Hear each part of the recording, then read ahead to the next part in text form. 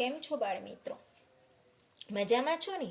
તો આપણે standard 7 maths સબ્જેક્ટમાં chapter 11 પરિમિતિ અને ક્ષેત્રફળની અંદર આપણે સ્વાધ્યાય 11.2 જોઈએ. બાળ મિત્રો, આપણે 11.2 ની અંદર દાખલો નંબર 5 જોઈશું. આપણે અહીંયા પહેલા રકમ સમજી લઈએ. શું કહે છે? તો PQRS સમાંતર બાજુ ચતુષ્કોણ છે. અહીંયા આપણને સમાંતર બાજુ ચતુષ્કોણ દોરેલું છે. PQR અને S બરાબર. હવે Qમાંથી અને SR પર, એટલે આ SR છે એ આપણો પાયો છે બરાબર. અને આ Qમાંથી બરાબર SR પરની ઊંચાઈ, એટલે આ રેખાખંડ SR છે બરાબર, એની ઊંચાઈ કેટલી છે? તો આ Qમાંથી આપણે જે દોરીએ છીએ QM એ આપણી શું છે? વેધ એટલે કે ઊંચાઈ. તો SR પરની ઊંચાઈ QM છે, એટલે આ QM છે એ આ SR ઉપરની જે આપણે શું છે? ઊંચાઈ એટલે કે વેધ કહેતા હોઈએ છીએ. વેધ એટલે ઊંચાઈ બરાબર. એટલે Qમાંથી રેખાખંડ SR ઉપર એમ કે આ વેધ દોરેલો છે QM. અને ફરીથી Qમાંથી પણ કયો પાયો કીધો છે? રેખાખંડ PS પરની ઊંચાઈ આપણને QN છે. જો અહીંયા SR બરાબર, અહીંયા આપણે જોઈએ છે કે SR બરાબર તમને કેટલું કીધું છે? 12 સેમી. કેટલું કીધું છે? તો SR બરાબર અહીંયા તમને 12 સેમી આપેલી છે, અહીંથી માંડીને આટલા સુધીની બરાબર 12 સેમી છે. અને QM એ આપણે અહીંયા 7 સેમી અહીંયા આપણે જોઈએ છે કે 7.6 સેમી છે. કેટલું છે? 7.6 સેમી આપેલું છે બરાબર. તો આ QM છે એ આપણી 7.6 સેમી છે. તો આપણે અહીંયા શું શોધવાનું છે? સમાંતર બાજુ ચતુષ્કોણ PQRS નું ક્ષેત્રફળ શોધવું. અહીંયા આપણને 2 પાયા આપ્યા છે અને 2 વેધ આપ્યા છે. એક પાયો આપણો SR છે, તેના ઉપર વેધ કયો છે બાળ મિત્રો? QM બરાબર. અને આ પાયો આપણો PS છે, પણ તેના ઉપર વેધ કયો દોરેલો છે? QN. વેધ એટલે બાળ મિત્રો આપણે ઊંચાઈ જ હોય બરાબર. એટલે અહીંયા જે ઊંચાઈ છે QM અને QN એ આપણા વેધ કહેવાય. હવે જો બાળ મિત્રો, સમાંતર બાજુ ચતુષ્કોણનું ક્ષેત્રફળ શોધવાનું હોય બરાબર, તો તેનું સૂત્ર કયું છે? પાયો ગુણ્યા વેધ બરાબર. તો અહીંયા આપણે સમાંતર બાજુ ચતુષ્કોણ PQRS નું ક્ષેત્રફળ શોધીશું. શું શોધીશું? તો એની અંદર આપણે જોઈએ છે કે ક્ષેત્રફળ શોધવા માટે આપણે પાયો અને વેધ બંને જોઈએ. તો અહીંયા આપણને પાયો SR નું માપ આપેલું છે બરાબર, અને QM ની ઊંચાઈ વેધ પણ આપણને આપેલો છે. એના આધારે અહીંયા આપણે શોધીશું બરાબર. તો અહીંયા પહેલા લખીશું સમાંતર બાજુ ચતુષ્કોણ PQRS માં પાયો કોણ છે? આપણો SR. તો પાયો બરાબર SR બરાબર 12 સેમી, વેધ એટલે ઊંચાઈ બરાબર આપણે કોણ છે? QM બરાબર 7.6 સેમી બરાબર. એના આધારે આપણે શોધીશું ક્ષેત્રફળ. તો આપણને પાયો કોણ આપ્યો છે? SR, અને વેધ કોણ આપે છે? QM. તો અહીંયા આપણે શોધીશું સમાંતર બાજુ ચતુષ્કોણનો, આપણે અહીંયા ચતુષ્કોણ PQRS નું ક્ષેત્રફળ બરાબર પાયો ગુણ્યા વેધ બરાબર. હવે પાયો ગુણ્યા વેધ બરાબર. પાયાને જ આપણે શું કહીએ છીએ બાળ મિત્રો? B. એટલે ત્યાં B પણ લખી શકો, અને વેધ એટલે ઊંચાઈ. એટલે પાયો હોય ત્યાં તમારે B લખવાનો, અને વેધ હોય ત્યાં તમારે ઊંચાઈ એટલે કે H લખવાનું બરાબર. આ બંનેમાંથી તમે ગમે તે એક લખી શકો છો, બંને લખવાની જરૂર છે નહીં. પાયો ગુણ્યા વેધ લખો તો B ગુણ્યા H લખવાની જરૂર નથી. B ગુણ્યા H લખો તો આ પાયો ગુણ્યા વેધ લખવાની જરૂર છે નહીં. આપણું 12 હતો અને ઊંચાઈ આપણી 6 છે, બરાબર. હવે એનો આપણે ગુણાકાર કરી દઈશું રફ કામની અંદર. 12 ગુણ્યા આપણે કેટલા કરવાના છે? 7.6. તો અહીંયા આપણે કરીશું 12 ગુણ્યા 12, બરાબર, ગુણ્યા આપણે કેટલા કરવાના છે? 7.6, એટલે 76 કરી દઈશું અને પછી પોઈન્ટ કાપી નાખીશું, બરાબર. બે સંખ્યા છે એટલે અહીંયા એક શૂન્ય મૂકી. 7 દુ 14, વધી પડી 1, 7 એકા 7 ને 8, 6 દુ 12 નો બગડો, વધી પડી 1, 6 એકા 6 ને 7, અહીંયા 2, 7 ને 4 કેટલા થશે? 11, વધી પડી 1, એટલે 912 થયા. હવે આપણે ગુણાકારની અંદર એક પોઈન્ટ છે, બરાબર, એટલે અહીંયા પણ આપણે એક પોઈન્ટ મૂકીએ એટલે કેટલા થઈ જશે આપણા? 91.2, બરાબર. સમજણ પડી? 12 ગુણ્યા પહેલા 76 કરી દેવાના, પછી અહીંયા દશાંશીનો જેટલા અંક હોય એ ગણી નાખવાના. અહીંયા દશાંશીનો અહીંયા આગળ એક જ અંક હોય તો 1 મૂકવાના. જો 2 અંક હોય તો આપણે દશાંશીનો જે 2 અંક પછી દશાંશીનો મૂકવાનું, બરાબર. તો અહીંયા આપણે ક્ષેત્રફળ શોધીએ છીએ અને આપણને સેમીમાં આપ્યું છે એટલે શું લખીશું? Semi square. શું લખીશું? Semi square. ક્ષેત્રફળ શોધીએ એટલે ચોરસ સેમી લખીએ છીએ, પણ એનસીઆરટી પ્રમાણે હવે આપણે ચોરસ સેમીને સેમી સ્ક્વેર લખીએ એટલે એક જ કહેવાય. એટલે આપણે PQRSનું ક્ષેત્રફળ શોધાઈ ગયું. હવે કોઈ પણનું ક્ષેત્રફળ શોધવું હોય તો તમારી જોડે પાયો અને વેધ આપેલો હોવો જોઈએ. હવે આપણને બીની અંદર શું આપ્યું છે? જુઓ કે જો PS બરાબર 8 સેમી હોય તો QN શોધો. જો અહીંયા આવે તમને PS, એટલે આ અહીંથી માંડીને આ જે છે બીજી પાયો, એનું માપ કેટલું આપ્યું છે તમને? 8 સેમી. તો આ તમારો વેધ શોધવાનું છે. હવે તમને પાયો કે વેધ એ બંનેમાંથી કોઈ પણ એક શોધવાનું હોય તો તમને ક્ષેત્રફળ આપેલું હોવું જોઈએ. હવે ચતુષ્કોણ તો એક જ છે, પાયો અને વેધ ભલે બદલાય પણ ચતુષ્કોણ તો એનું એક છે, એટલે એનું ક્ષેત્રફળ તો કેવું રહે બાળ મિત્રો? સરખું જ રહે છે. તો અહીંયા આપણે લખીશું સમાંતર બાજુ ચતુષ્કોણ PQRS માં આપણને ક્ષેત્રફળ આપી દીધું છે, બરાબર. PQRS માં ક્ષેત્રફળ એક જ ચતુષ્કોણ છે એટલે આનું ક્ષેત્રફળ જે આવ્યું એ જ હોય, એટલે આપણને 91.2 સેમી સ્ક્વેર છે, બરાબર. પાયો આપણને કયો છે? PS. અહીંયા PS આપણો પાયો છે અને QN આપણી શું છે બાળ મિત્રો? વેધ છે, બરાબર. તો અહીંયા આપણે લખીશું પાયો બરાબર કોણ છે? PS બરાબર 8 સેમી અને વેધ આપણને કયો છે? QN. એ આપણે શોધવાનો છે, બરાબર. તો જો તમને ક્ષેત્રફળ આપી દીધું હોય, ક્ષેત્રફળ તમારી જોડે હોય તો તમારે પછી પાયો અને વેધ શોધી શકો, બંનેમાંથી ગમે તે એક શોધી શકે. પણ જો ક્ષેત્રફળ આપેલું ના હોય તો તમે પાયો અને વેધ શોધી શકો નહીં. એટલે બંનેમાંથી કોઈ પણ એક શોધવાનું હોય તો તમને ક્ષેત્રફળ આપેલું હોવું જોઈએ. હવે અહીંયા આપણે શોધીશું સમાંતર બાજુ ચતુષ્કોણ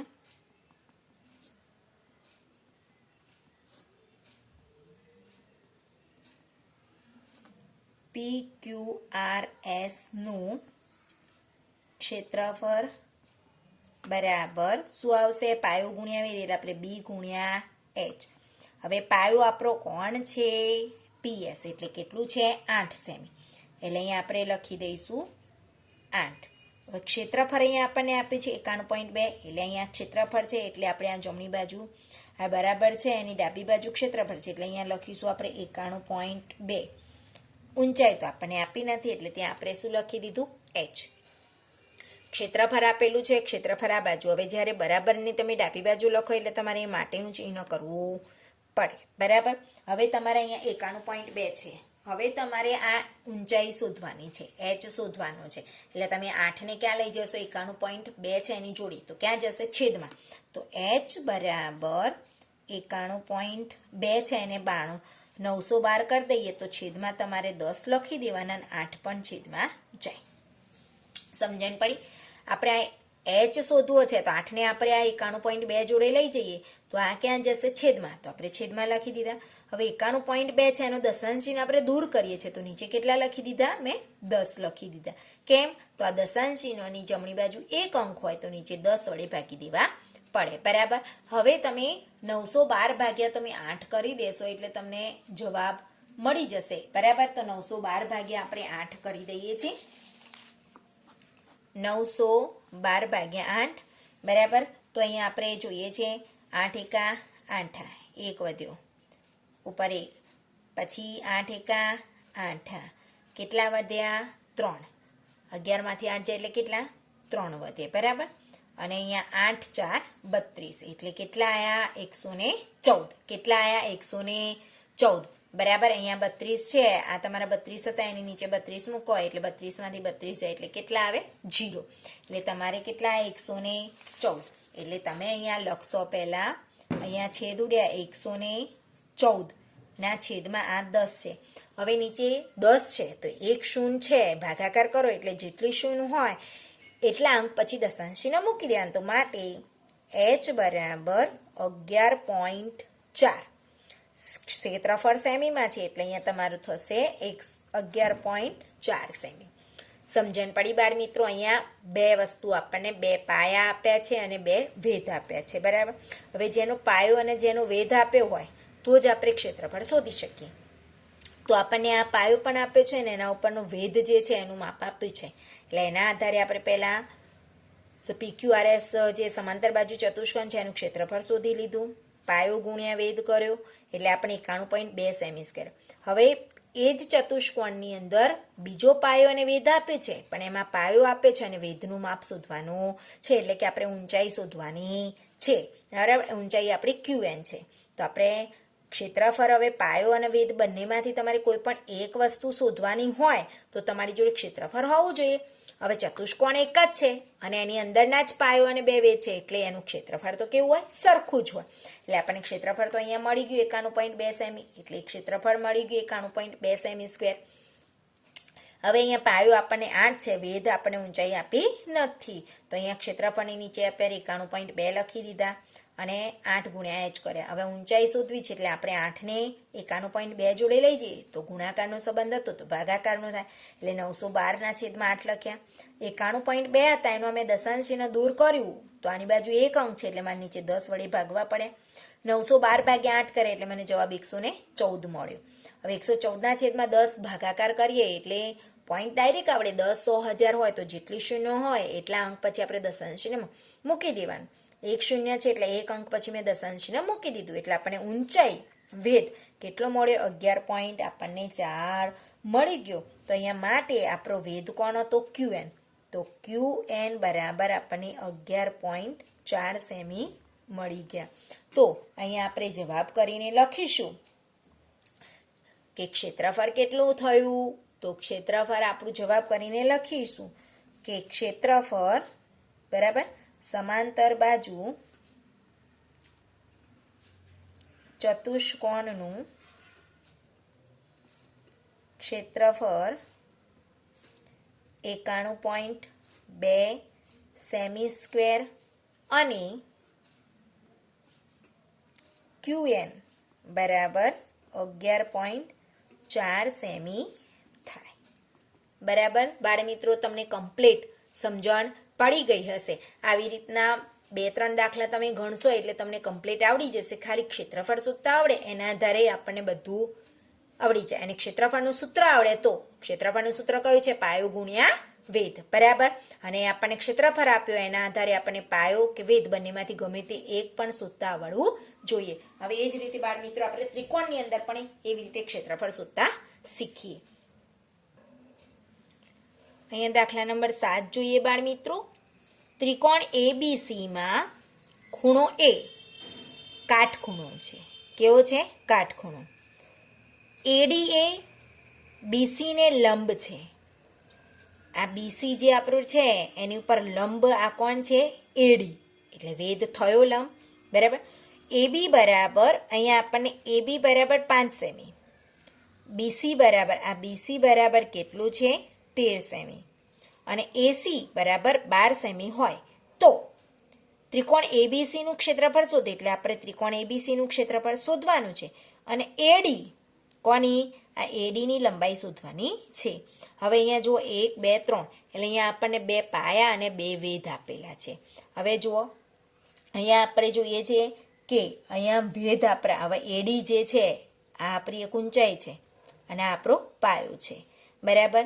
બીજો અહીંયા આપણે જોઈએ છીએ કે એબી આ એબી શું છે આપણો પાયો છે બરાબર અને આ એસી એ એનો વેધ છે. આ એબી પાયો છે અને આ વેધ લંબ થયો ને કાટખૂણો થાય છે જુઓ એટલે આ આપણો પાયો છે અને આ આપણો વેધ ઊંચાઈ છે બરાબર. એના આધારે પહેલા આપણે હવે પાયો અને વેધ બંને આપે છે એના આધારે આપણે પહેલા ત્રિકોણ એબીસીનું ક્ષેત્રફળ શોધીશું બરાબર.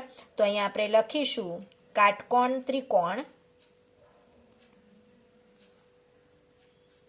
એબીસીમાં પાયો બરાબર એબી બરાબર 5 સેમી અને વેધ બરાબર કોણ છે એસી કોણ છે એસી બરાબર કેટલું માપ છે આપણી જોડે 12 સેમી. તો હવે ત્રિકોણને તમને ખબર છે કે સમાંતર બાજુ ચતુષ્કોણની અંદર એક વિકર્ણ દોરીએ છે એના આધારે ત્રિકોણ બની જાય એટલે સમાંતર બાજુ ચતુષ્કોણનું જે ક્ષેત્રફળનું સૂત્ર છે એનું અડધું કરો એટલે એને 1/2 વડે ગુણી નાખી એટલે મળી જાય. તો સૂત્ર તમને યાદ રહેવું જોઈએ ત્રિકોણનું 1/2 ગુણ્યા પાયો ગુણ્યા વેધ. Very good. ચલો તો અહીંયા આપણે શોધીશું ત્રિકોણ એબીસીનું ક્ષેત્રફળ બરાબર સૂત્ર કયું છે બાળ મિત્રો 1/2 ગુણ્યા પાયો ગુણ્યા વેધ. સરસ. તો ચલો 1/2 આપણે એમને મૂકીશું. પાયો આપણો કોણ છે એબી એટલે કેટલું થયું 5. વેધ આપણો કેટલો છે 12. હવે જો અહીંયા છેદ ઉડશે 2 છંગ 12. ચલો 5 એકા 5 અને 5 છંગ 30. હવે ક્ષેત્રફળ શોધતા હોય એટલે જવાબ શેમાં આવશે સેમી સ્ક્વેરમાં બરાબર. તો અહીંયા આપણને પાયો અને વેધ આ પણ પાયો છે એના ઉપરનો વેધ આપણને આપ્યો નથી. તો હવે જો આ પાયો છે આ પાયો છે પણ વેધ ઉપર લંબ થવો જોઈએ. કાટખૂણો તમને દોરીને આપ્યો છે કારણ કે લંબ એટલે આ રીતે ઊંધો આ રીતે ટી થાય અને કેવો હોવો જોઈએ કાટખૂણો બનવો જોઈએ. તો અહીંયા તો કાટખૂણો આપણે બનતો નથી પણ અહીંયા જોઈએ છે આ કાટખૂણો બને છે એટલે આ એસી છે એ આપણો વેધ હતો બરાબર અને આ આપણો પાયો હતો. હવે આપણે ક્ષેત્રફળ મળી ગયું એના આધારે આપણને આ પાયો છે પણ વેધ છે નહીં. તો એના આધારે હવે આપણે ક્ષેત્રફળના આધારે આપણા વેધનું માપ શોધીશું બરાબર. તો અહીંયા ચલો લખીશું આપણે ત્રિકોણ એબીસીમાં બરાબર આપણે જોઈએ છે કે આપણે ક્ષેત્રફળ મળી ગયું છે એના આધારે આપણે એડી ત્રિકોણ એબીસીમાં આપણે પાયો કોણ છે ત્રિકોણ એબીસીમાં પાયો બરાબર આપણો કોણ છે બીસી બરાબર કેટલું છે 13 સેમી. વેધ કે કોણ છે એડી એ આપણે શોધવાનો છે એડી શોધવાનો છે. તો હવે આ પાયો કે વેધ બંનેમાંથી એક શોધવાનું હોય તો તમારે જોડે ક્ષેત્રફળ હોવું જોઈએ. તો તમને એનું ક્ષેત્રફળ કેટલું છે તો 30 સેમી મળી ગયું. તો ત્રિકોણ એબીસીનું ક્ષેત્રફળ બરાબર 30 સેમી સ્ક્વેર બરાબર. હવે પાયો કે વેધ બંનેમાંથી કોઈ પણ એક શોધવાનું હોય તો તમને ક્ષેત્રફળનું હોવું જ જોઈએ. તો હવે આપણે શોધીશું ત્રિકોણ એબીસીનું ક્ષેત્રફળ બરાબર 1/2 ગુણ્યા પાયો ગુણ્યા વેધ. 1/2 ગુણ્યા હવે પાયો આપણો કેટલો છે 13 બરાબર. વેધ આપણને આપ્યો નથી. વેધ એટલે આપણી શું થઈ ઊંચાઈ. હવે ક્ષેત્રફળ આપી દીધું છે તો અહીંયા તમારે ક્ષેત્રફળની નીચે તમારે 30 લખવા પડે તો માટે કરવું પડે બરાબર. હવે તમારે ઊંચાઈ શોધવાની છે એટલે અહીંયા 13 એકા 13 થઈ ગયા તમારે. તો જો પહેલા 30 બરાબર 13 એકા 13 એટલે 13/2 ગુણ્યા h. હવે તમે ઊંચાઈ શોધવી છે એટલે 13/2 નો તો ભાગાકાર તમે કરી શકતા નથી દશાંશ ચિહ્નમાં આવે એટલે આપણે એને 30 જોડે લઈ જઈએ. તો આ જે અંશમાં હોય એ છેદમાં થઈ જાય છેદ હોય અંશમાં થઈ જાય. તો h બરાબર આ 30 આ ઉલટાઈ જાય તો 2 ઉપર થઈ જશે બરાબર. આ 2 ક્યાં જતા રહેશે તમારા ઉપર અને 13 ક્યાં આવી જશે નીચે બરાબર. માટે અહીંયા h બરાબર 30 દુ હવે 13 છે અવિભાજ્ય સંખ્યા છે એટલે કોઈની જોડે છેડું દે નહીં 30 દુ 60/13 બરાબર એટલે આપણને અહીંયા તમને ઊંચાઈ વેધ બરાબર h તમને મળી ગયો તો આપણે શું શોધવાનો તો એડી તો આપણો વેધ કોણ છે ઊંચાઈ એડી બરાબર 60/13 સેમી થાય સમજણ પડી બાળ મિત્રો કે ત્રિકોણનું ક્ષેત્રફળનું સૂત્ર તમને આવડવું જોઈએ એની અંદર પાયો કોણ છે અને વેધ કોણ છે તમારી જાતે ઓળખતા શીખવાનું તો પાયો અને વેધ કેવો એકબીજાને લંબ હોય તો જો અહીંયા કાટખૂણો થાય એટલે આપણા પાયો અને આપણો વેધ થયો અહીંયા પણ એક કાટખૂણો થાય છે તો જુઓ આ આપણો પાયો હતો એબી અને એસી છે એ શું છે વેધ છે હવે તમારે પહેલાં ક્ષેત્રફળ પણ શોધવાનું છે એડીની લંબાઈ પણ શોધવાની છે એટલે હવે પાયો અને વેધ હોય એના આધારે તમે ક્ષેત્રફળ શોધી શકો તો આ એબી પાયો છે અને એસી વેધ છે એના આધારે તમે ત્રિકોણનું ક્ષેત્રફળ શોધ્યું એટલે તમને કેટલો જવાબ મળ્યો 30 સેમી² મળી ગયો બરાબર હવે આગળ આપણે હવે ક્ષેત્રફળ મળી જાય તો એના આધારે આપણે પાયો કે વેધ બંનેમાંથી કોઈ પણ એક શોધવાનું હોય તો મળી જાય ક્ષેત્રફળ હોય તો જ તો આપણને હવે એની અંદર પાયો કોણ થઈ ગયો આપણે બીસી ત્રિકોણ એબીસીમાં પાયો બીસી બરાબર 13 સેમી વેધ આપણે એડી બરાબર શોધવાનું છે હવે એ બંનેમાંથી એક શોધવાનું હોય તો ક્ષેત્રફળ જરૂર પડે તો ક્ષેત્રફળ તમને 30 સેમી² મળ્યું બરાબર સૂત્ર લખી દીધું ત્રિકોણ એબીસીનું ક્ષેત્રફળ બરાબર 1/2 ગુણ્યા પાયો ગુણ્યા વેધ ક્ષેત્રફળ તમને 30 સેમી મળી ગયું એટલે 30 લખ્યા 1/2 પાયો તમને 13 હતો વેધ એટલે ઊંચાઈ તમારી જોડે છે નહીં હવે આ બંનેનો ગુણાકાર કરો તો અહીંયા 13 એકા 13 અંશનો અંશ જોડે ગુણાકાર ઉડતા નથી છેદ 13 એકા 13 અને છેદમાં 2 હવે ઊંચાઈ શોધવી છે એટલે આપણે 13/2 આપણે 30 જોડી લઈ ગયા કેમ કારણ બંનેનો ભાગાકાર થઈ શકતો નથી દશાંશ ચિહ્નમાં જવાબ આવે એટલે આપણે 30 જોડે લઈ જવા પડે બરાબર હવે લઈ જઈએ તો ઉલટાઈ જાય અપૂર્ણાંક વ્યસ્ત થઈ જાય ને એટલે અંશ હોય છેદમાં જતો રહે છેદ હોય અંશમાં એટલે 2 ઉપર આવી ગયા અને તે છેદમાં જતા રહ્યા બરાબર હવે અહીંયા 30 દુ 60 કરવા પડે કારણ કે 13 તો અવિભાજ્ય સંખ્યા છે અને છેદ ઉડાડી શકતા નથી એટલે આપણે 60/13 સેમી થાય તો અહીંયા આપણે જવાબ કરીને લખીએ કે ત્રિકોણ એબીસીનું ક્ષેત્રફળ 30 સેમી² અને એડી બરાબર 60/13 સેમી થાય પડી સમજણ બાળ મિત્રો તો વ્યવસ્થિત રીતે તમારે દાખલા નોટબુકમાં ગણવાના છે બરાબર ત્રિકોણનું ક્ષેત્રફળ શોધતા ફાવવું જોઈએ બરાબર સમાંતર બાજુ ચતુષ્કોણનું પણ ક્ષેત્રફળ શોધતા ફાવવું જોઈએ બરાબર આના આધારે તમારે 2-3 દાખલા બીજા ગણો એટલે તમને કમ્પ્લીટ રિવિઝન થઈ જશે બરાબર થેન્ક યુ